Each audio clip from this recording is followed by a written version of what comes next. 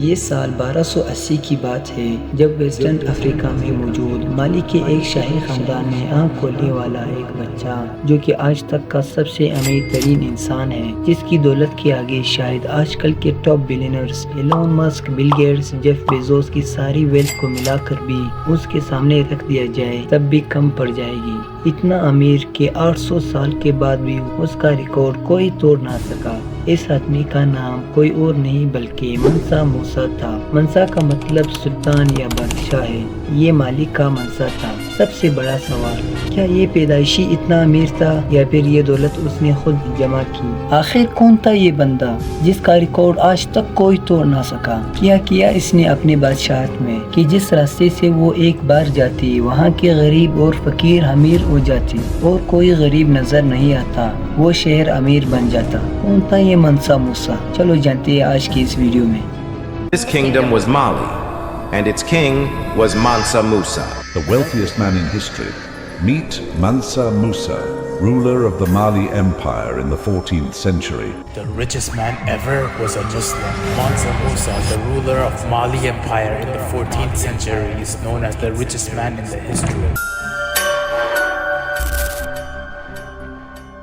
کچھ لوگوں کا ماننا ہے کہ منسا مالی میں شاہی خاندان کے ایک گھرانے میں فوگا لی بادشاہ کا بیٹا تھا، اسی وجہ سے وہ مالی کا بادشاہ یعنی سلطان بنا۔ لیکن یہاں پر ایک اور بھی تھیوری آتی ہے کہ منسا مالی کے نوے سلطان ابو بکری کا بھروسے مند وزیر تھا، اسی لیے اسے مالی کا سلطان بنایا گیا۔ اب سچ کیا ہے آج تک کوئی پراپر طریقے سے نہیں کہہ سکتا۔ تو چلو موسیٰ کا منسا تک سفر پر آ جاتے ہیں۔ دراصل 1813 میں مالی کے سلطان ابو بکری کو ایک خیال آیا کہ کیوں نہ میرے اس عظیم سلطنت کو تھوڑا سا اور بڑھایا جائے۔ اسی پر عمل کرتے ہوئے سلطان ابو بکری نے 200 کشتیوں میں سولجرز اور 100 کشتیوں میں کھانے پینے کے سامان رکھا اور ان کشتیوں کو سمندر کے اس پار پتہ لگانے کے لیے بھیج دیا تاکہ اس پار جو بھی ہے کہ وہ وہاں پر اپنی سلطنت بنا کر اپنی بادشاہت کو تھوڑا سا اور بڑھا سکے۔ جس طرح سلطان نے سوچا تھا ویسا نہ ہو سکا۔ 300 سے زیادہ کشتیوں کو سلطان نے بیچ تو دی،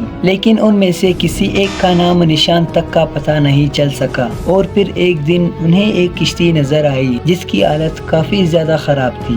ان کے پہنچتے ہی ان کے کیپٹن سے جب پوچھا گیا کہ ان سب کا ذمہ دار کون ہے، تب انہوں نے اپنے ساتھ ہونے والے سمندری حادثے کے بارے میں بتایا کہ کیسے سمندری طوفان کی وجہ سے تمام کشتیاں اور تمام سولجرز پانی میں ڈوب گئے اور وہ ایک ہی تھا جو ایسے تیسے کر کے یہاں تک پہنچایا۔ یہ سن کر سلطان کافی زیادہ دکھی ہوئے، لیکن سلطان اپنے اس خواب کو پورا کرنا چاہتے تھے کسی بھی حال میں کہ وہ سمندر کے دوسرے پار جا کر قبضہ کر کے اپنی سلطنت کو اور بڑھائے گا۔ اسی لیے اس بار سلطان نے خود جانے کا فیصلہ کیا اور اس نے موسیٰ کو مالی کی ذمہ داری دی، یعنی اب تمام چیزیں موسیٰ کے ہاتھ میں ہو گئی جیسا کہ ایک سلطان، اور سلطان اپنے ساتھ 3000 کشتیوں کے ساتھ سمندر کے اس پار چلے گئے، لیکن واپس لوٹ کر نہ آ سکے۔ سالوں گزر جانے کے بعد بھی سلطان کا پتہ نہ چل سکا۔ کسی نے سلطان کے آنے کی امید ہی چھوڑ دی، اور سب سے بڑی بات، سلطان کے واپس نہ آنے کی وجہ سے سلطنت کو کوئی فرق نہیں پڑا۔ انفیکٹ جو سلطنت ابو بکر کے ہوتے ہوئے